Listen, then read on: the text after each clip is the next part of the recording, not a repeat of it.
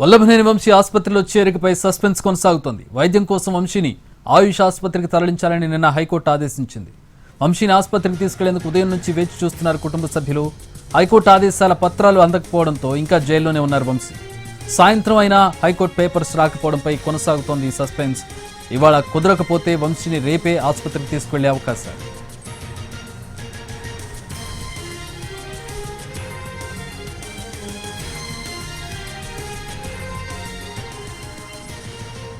వంశీపై మొత్తం 8 కేసులు నమోదయ్యాయి. అందులో 6 బెయిల్ మంజూరైంది. ఒక కేసులో ముందస్తు బెయిల్ వచ్చింది. నకిలీ ఇళ్ల పట్టాల కేసులో బెయిల్ రావాల్సి ఉంది. ఈ కేసులో బెయిల్ వస్తే వంశీ జైలు నుంచి విడుదలవుతారని పోలీసులు చెబుతున్నారు.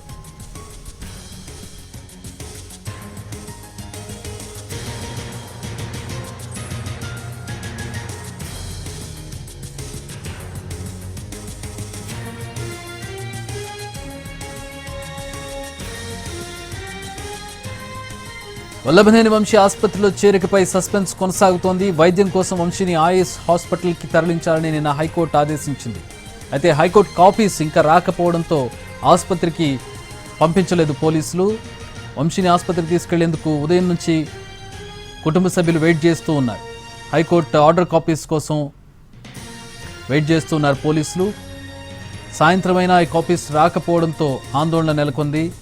ఈరోజు గనక ఆర్డర్ కాపీస్ రాకపోతే వంశీని రేపే జైలు నుంచి హాస్పిటల్కి తరలిస్తారు.